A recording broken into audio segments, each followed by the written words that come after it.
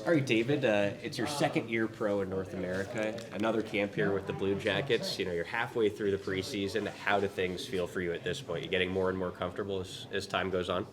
Yeah, for sure. I'm just getting more comfortable here, and I mean, uh, I'm getting better every day. So yeah, that's halfway of the preseason. So just go day by day, and we will see what happens.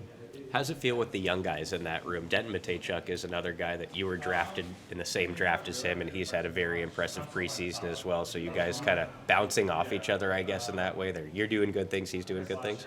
Yeah, I mean, we playing good. Like the young guys are playing awesome here, and I mean, we just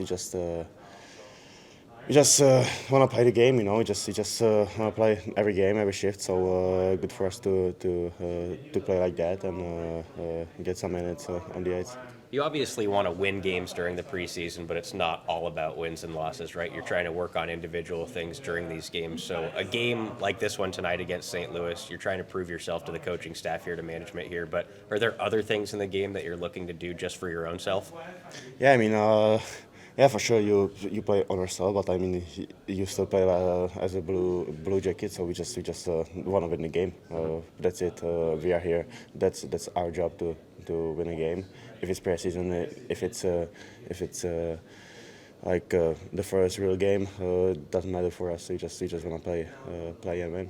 Tell me about the partners that you've had in training camp. We saw you play with Zach Werenski in Buffalo, Ivan Provorov in this one against St. Louis. Is it nice to play with veterans like that? Oh, for sure. Like I can learn from them. So I'm just want to spend so much time I can with them on the ice and just keep improving myself.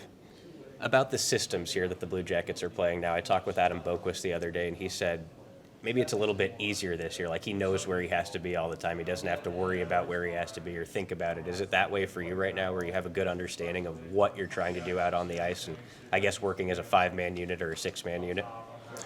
I mean, I agree with Bo. It's like a little bit easier for these. I mean, and just we just know we just know where to be on the ice. So yeah, I'm just getting used to it right now in preseason games and practices. So I mean that will be good in the first really game. So.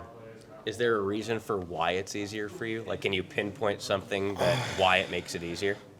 Like yeah, like we know where to go. We just sometimes the less is better than to go somewhere. And I mean yeah, like that's still pretty new, you know. So just getting used to it and just wanna get used to it and be ready for the games.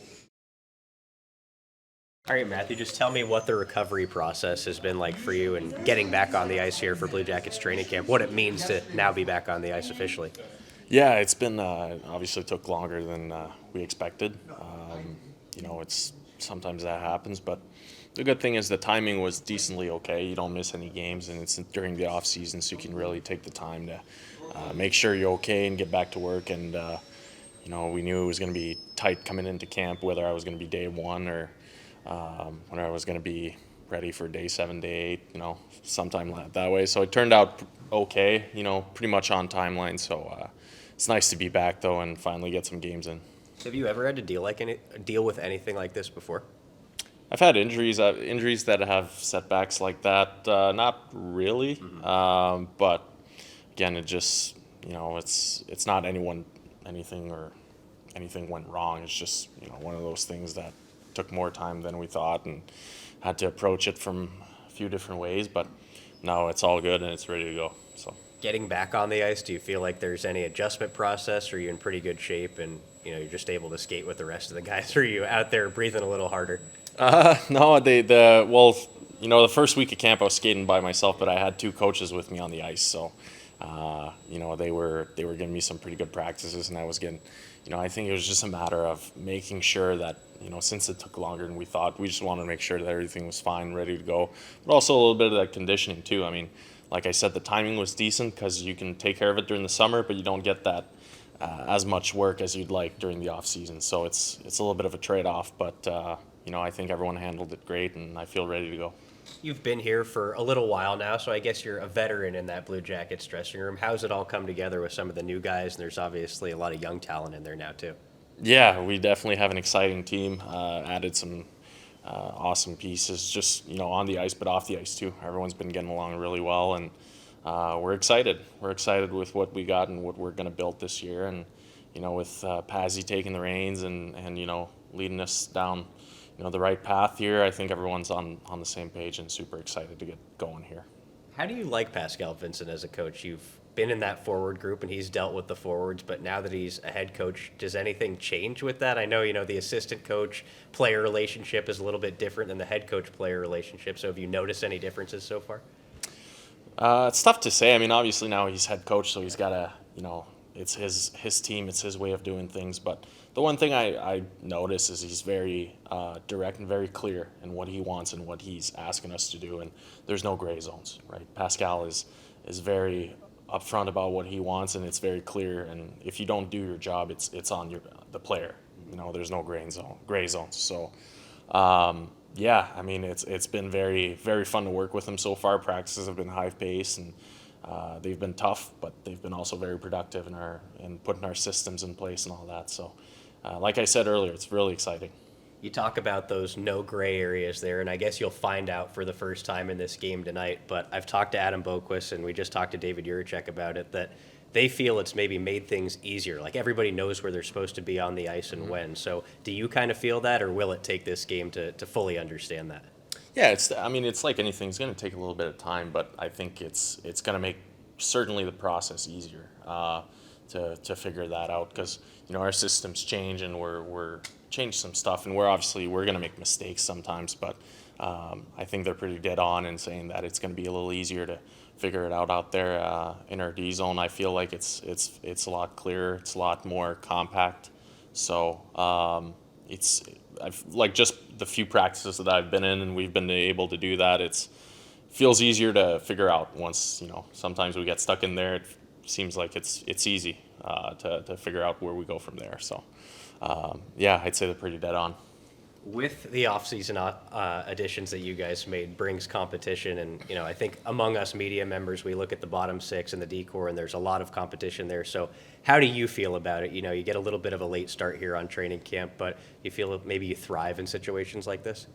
Well, you have to for sure, but I think it's just about showcasing what you are as a player and your identity on the ice. I think for my case personally, there's a certain type of game that I play that I can bring to this team that throughout the league, not every team has a guy like that, but also I think it's been shown in the last few years that it can bring a lot of positive and can bring some space and time on the ice for guys like Patty and Fance and all our skill guys, really just to go out there and do their thing. So for me, it's just to get back to what I was doing last year and improve on that, and really play to my identity like I know I can. So preseason games obviously not necessarily about wins and losses. I know you guys want to win every game that you can, but a game like this one against St. Louis, what do you try and get out of it? Well, it's been a while since I haven't played a game, so I'm just, like I said earlier, it's getting back into it, and there's small things during summer you just lose without playing games, so those games are great for that. Obviously, you want to showcase the best that you've got. But for me tonight, I'm not. My expectations are just to go out there, focus on 2-3 points that I do well, and really do those things to the best of my ability, and then build from there, because it has been a while, and this injury's been a long time coming. So, it's all about managing expectations, but obviously you want to get out there and do the best you can. All right, thanks, Matthew. Good luck tonight. Thank you. I wanted to ask, Pazzi was in here the other day and talked about you may have been one of the most improved players a season ago from beginning to end, and attributed a lot of that, the extra work you were doing, being out there with Kenny and skates, things like that. I mean, just how important is it to you to keep adding to your tool set? Obviously, I think you were just talking about what kind of player you are, but to keep building more and doing more to kind of stay in the lineup, it seems like that's been pretty important to you. Yeah, definitely. I think whatever I did last year, I want to do better. And that's just, all I have to do is just keep doing what I've been doing, because it's been working. And if at some point it stops working, then we just find new ways to get better. it's a nonstop process, and it's always been like that for me. It's been just kind of the story of my career, just every year, just kind of getting better and better and better, and working your way up. So, yeah, that doesn't change. That's still going to be part of my identity, and I'm still going to, do that extra work. Even though Kenny's not here anymore, I'm sure I'll figure out someone else to help me out there. But yeah, that's not going to change. Yeah. How much did it help, Matthew, just to be consistent, to be in the lineup as often as you were? Because that hasn't always been the case in your career, right? Like, you had a full opportunity all year last year, right? Yeah, the COVID year, I was, injuries kind of hurt me that year as well, but I was pretty much a regular in the lineup, and then the year after, I was out of it. Back up and down, and you kind of go through those up and downs, and I think the experience and what you learn from that is, first of all, you don't want to take it for granted. Second, you can't waste a day. So anything you can control to make sure that you're the best you can be on the ice, well, you do that. And then from there, it's just you got to perform. It's as simple as that. Yeah. Sometimes as a younger player, you might take things for granted, but experience teaches you that you can't. So that's kind of what I've learned through the years. And last year, I tried to think about that a lot of the time, and I think it solidified my spot in the lineup last year. But the way I see things, it's always a restart every year. You're still playing for ice time. You're still playing for PK. You're still playing to maybe get on the power play. Who knows? So, yeah, that's all things you want to get better at. So.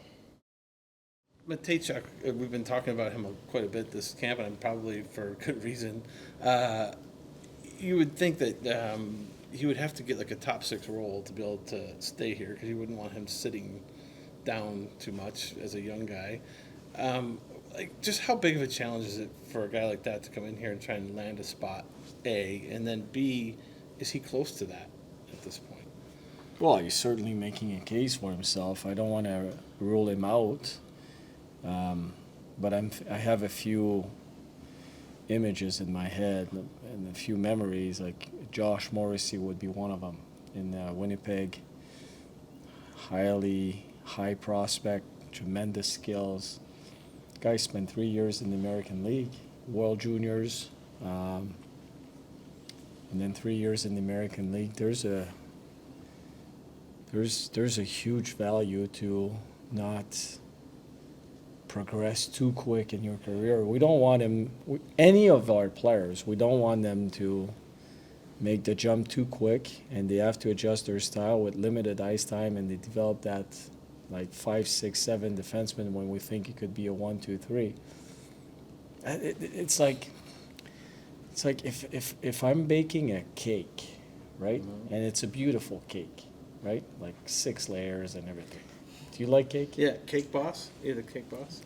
No, I'm not. But I have this vision. I have this vision about our young prospects. So you bake your stuff, you put it in the oven. It's got to cook properly in order to be a good cake. If you take it out too early, then it's not good. It might be a nice looking cake, but it's not gonna. We have to take our time with those guys. We have to make sure that once they're ready. And that's one thing. I'm going even further. When I was coaching in the American League, guys wanted to be called up right away. Sure. I said, no, you don't want to be called up right away. When you're being called up, you don't want to come back down. You just don't want to become a call-up. You want to become an NHL player. Right. Same thing for Mathieu, Jiricek, all those guys. Yeah. We need them once they make that step. We don't want to be sure, but not 100% sure. We want to be 100% sure that it's a call-up and they're going to be NHL players. That's the way I see it. But having said that, you have injuries and you have stuff, and sometimes the next guy in line is a guy that is not necessarily 100% ready, and he makes that step, and he's put. We send him to the battle, and he's not in a place to succeed right away. We want confidence is a. It's a dangerous game to play with, and you can lose it pretty quick. Right now, he's highly confident. We can see it. We have great hopes for him, and he's making a case for himself, but we don't want to go too fast. We want to make sure that the cake is really good when it comes out of the oven. I was going to say, the next time we ask, I'll just say, is the cake ready? Is the cake ready? Yeah. That's what Does it make sense? It Is it? does. Yeah. It does. Is it cake yet? Yeah. But I will switch up this cake conversation here. Emil Bemstrom, right? He's gotten off to a really fast start here Yeah. in these preseason games. We've seen this before in the preseason, I feel, as far as production. Is there something different about his game this year that makes you think, like, maybe it's clicking a little bit more for him? Well, first of all, he showed up at camp in real good shape. His testing results are off the chart. So that's a good sign, and that's what you want to see. And he feels, I feel that he plays with more confidence. He's more, he holds on to the puck a little bit longer. But when he doesn't have time and space, he makes the next play properly. He doesn't try to beat people one-on-one, and it ends up as a turnover. It seems like he understands the routes that he needs to run so far within the system.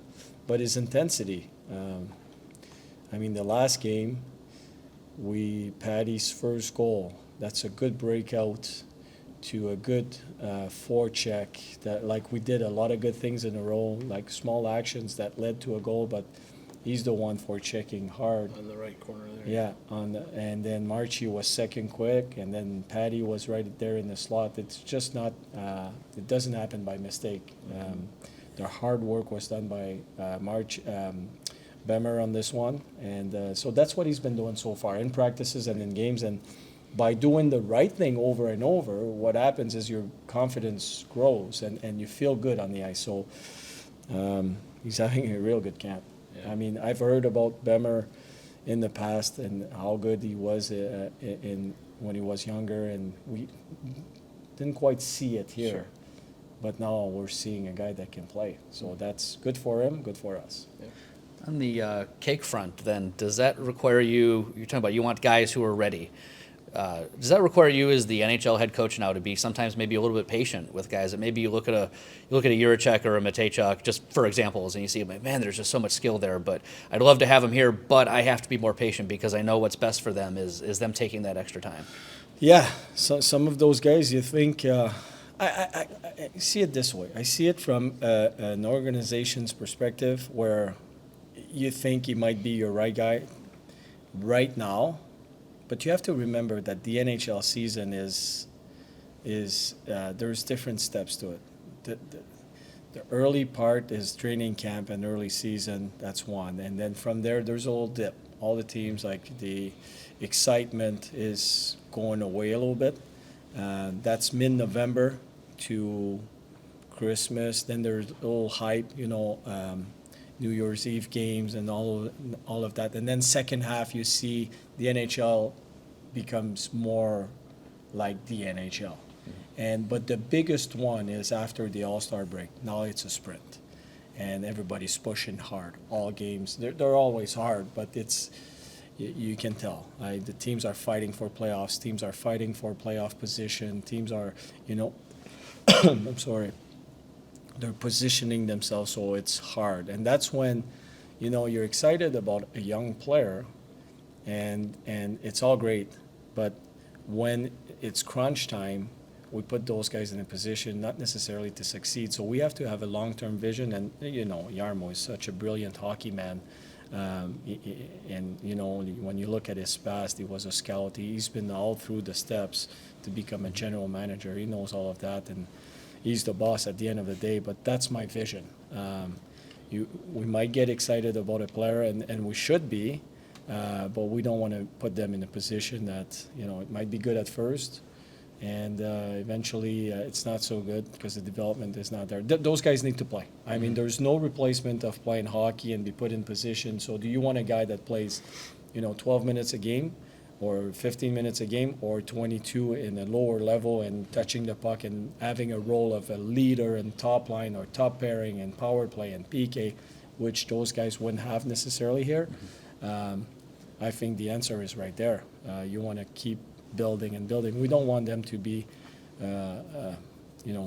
especially those guys, to come up and try to survive in the NHL. We want them to come here and make a difference in the NHL. And there's a process to it. Yeah. Is switching a little bit of gears, similar situation though, but a young guy with Voronkov. He's coming into a very new situation in a lot of ways, both on and off the ice. Do you see him starting to make some adjustments to and getting more comfortable as these days go by? Yeah, I mean, I've lived it when I was younger. And then not at this level, because he's from Siberia. He's from Russia. I mean, it's a huge culture change. First of all, the language, the lifestyle, the food, everything is different. The way we practice, the game everything is different. So, good for us. We have Marchi here. We have Provorov. We have a few guys that can speak Russian and translate to him. Doesn't speak the language a whole lot. We think he understands, but we always have Marchi or Provi next to him to translate. But every game he gets better. Like he knows his style. He knows what he brings. He's a big man that will do some damage in the NHL. I don't know if it's going to be early, but at some point this man will be a beast in the NHL. I know it's very early in camp, obviously, so you don't want to make any kind of things on structure and system and all Yeah. that because we have 40 some odd guys still here. Yeah. However, it feels like in stretches when we're watching these preseason games, it kind of looks like, oh, maybe this is what it's going to look like. Yeah. And when they get it fully, and it felt like last game, maybe that was the most of all the four, where the first two periods I thought you guys were pretty good, and Yeah. then it just kind of goes away in the third. So is it just more about just kind of continuing to implement that Yeah. and have the guys pick it up? Well, there's a few stages that we need to respect in order to get to a point where the players don't think they just play. We're not there yet, and it's going to take some time. But the first stage is to create a foundation of what we want to do, and it's not necessarily exactly how we're going to play, but it's setting the foundation, what matters the most in all zones, offensively and defensively, in all three zones. And so we're setting that foundation right now, and we're about to switch to a stage two of the nuance and the details of what we want to do. But it's, at the end of the day, we want to be, like I said, highly competitive. I'm looking for excellence, not they're going to make mistakes. I'm going to make mistakes. We all make mistakes. But there's not going to be any mistakes in preparation and work ethic. And that's not acceptable for any of us, coaches, players, all of us. But we want to be a team that is hard to play against, and that's a cliche. Right. But there's a way to do it, and we want to be doing that consistently. And it's all about culture, and we're going to work on that culture. When Patrick Laine is playing center, is there a recipe for the type of player that you want on his wings? Yes, there could be, but I still don't know what it's going to look like for him as a center, and we still don't know if he's going to stay in that position. But a guy like Patrick, he can carry the puck. We need a shooter, and we need a guy that can make plays, but Patty can make plays, and we need a guy that goes to the net because that puck will go to the net. So we need a combination of different things, but we need a guy that is able to win those one-on-one battles offensively, especially because Patty can do it defensively. He needs a playmaker and a guy that can shoot the puck, but it doesn't mean that one guy cannot do both. I'm thinking about Marchi, for example. He can go to the net and he can shoot the puck. We have Johnny on the left side that can make plays and think the game like Patty, because those guys see the game. Their perception and the way they process the game is different than most players. So yes, there is a recipe. I just don't know yet how Patty's going to look like in the middle over time. Once we figure that out, and it's only time, I'll have a better answer for you. But right now, as of today, that's what I would say. Yeah, and I ask because of Marchenko, because I guess, at least to some people, maybe you look at Kirill Marchenko and Patrick Laine and their goal-scoring ability, and you say, oh, maybe they're kind of similar, but Marchenko is that guy that, I mean, we saw it in Buffalo where he can win battles and stuff. It could be Boone Jenner. It could be, because Boone can play the wing. It could be Sillinger. He goes to the net. It could be Bemstrom. It could be Texier. It could be any of the Foodie. It could be any of those guys. I don't know. Sometimes we feel that the right combination based on their skills is supposed to work, but it doesn't really. Like, it doesn't. Like if you make a milkshake and you only have bananas, and then it's going to be just a, it's not going to be a good milkshake. Going back to cooking. Here. If we keep these going, if we keep these going all year. We're getting a theme here, Pazzi. But it, like I can grill the barbecue, but other than that, I'm not very good. So anyhow, so we need different kind of players. Like a guy like Patty, like KJ. We need guys going to the net because it's not their skill. I'm not saying Patty doesn't go to the net or Kent Johnson doesn't go to the net, but it's not their main skill. So we need to complement. And sometimes you're looking at it and you say, I'm not sure those two will work, but yes, it will because they complement each other. So we'll see. Does Laine playing center kind of inherently not make him go to the net, but it puts him in that, like the 2 goals he scored in Buffalo, he's coming right down the slot and going he's to going the net, downhill. right? Yeah, he's Playing going center- towards the net, but we Yes. need somebody at the net. Yes. Yeah. Because he's coming up the. Yeah, he's going towards the net, and if that's his job for that moment to be at the net, he has to do it. If he doesn't, then I got you. he's not going to play. Simple as that. But going towards the net, downhill in the offensive zone, that's what they're good at, the Johnny Gaudreau and those guys. So we need to surround those people with guys that they don't think Crash. twice. They just get there and they're at the net. I got you. On a forecheck, like let's say that line, so if line is the center, I guess if he dumps the puck in first, I guess he'd be the F1, you want somebody at the net, that's the Yeah. F2, and then the Yeah. F3 is in the triangle, so is that what you're talking about with Well- line going into the zone that way? or- Kind of. And the way we're going to play is the center will take the face off. And after that, it's all interchangeable. It's all, I mean, the way we should play it, and my vision is you're going to have 3 forwards and 2D, and not a center, right, or left wing. And we need to play with speed, and if you just stay on your side as a right winger, then you're just on your side, you're easy to play against. So we're going to have a center and 2 wings and 2D on the face-offs. Once the puck is dropped, we have 3 forwards and 2D, and then we're going to go from there. Does that mean Obviously, the centers will be in a position of being the center more often, but they need to be interchangeable. that means theoretically, if like a Boone Jenner were on the same line as Patrick Laine, maybe Laine doesn't take the face off. Maybe it's Boone Jenner. Absolutely. And Why not? then it just Yeah, goes. Maybe Laine plays center. or Yeah, whatever. for sure. You know what? Best case scenario is you have 12 centers, and you just. Yeah, that- seriously. I've seen that. Yeah. I've seen that before. Like not 12, but one year we had a lot of success in the American League, and out of the 12, we had 9 guys that could play center. And that's for a coach, that's Christmas. Right. Like you want to use that, like because you have so many options. They need to master the skills of being a winger, but it's much easier to go from center to wing than vice versa. Yeah.